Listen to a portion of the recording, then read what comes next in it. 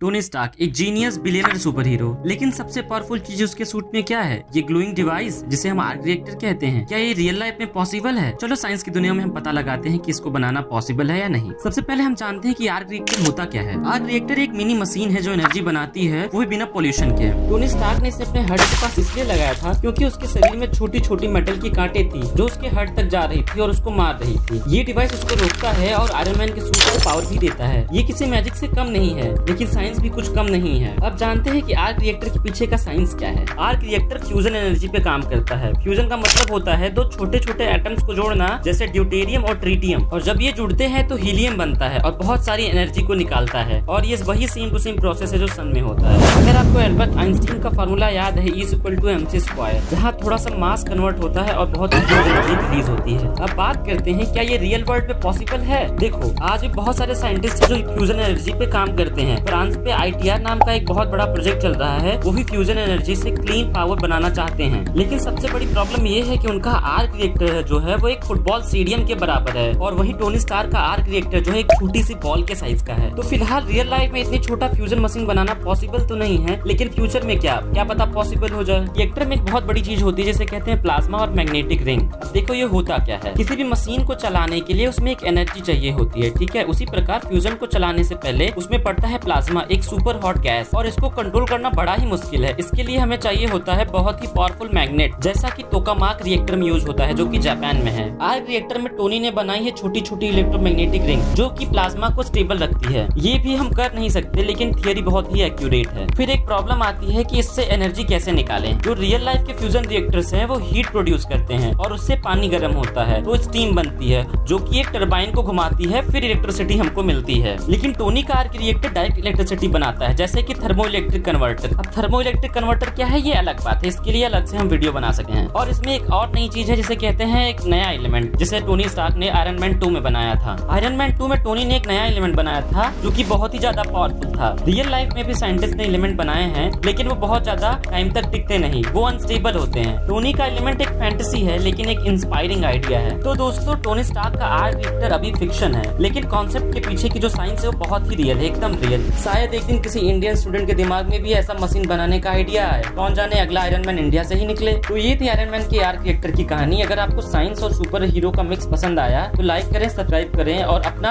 Arc reactor idea comment में जरूर लिखें।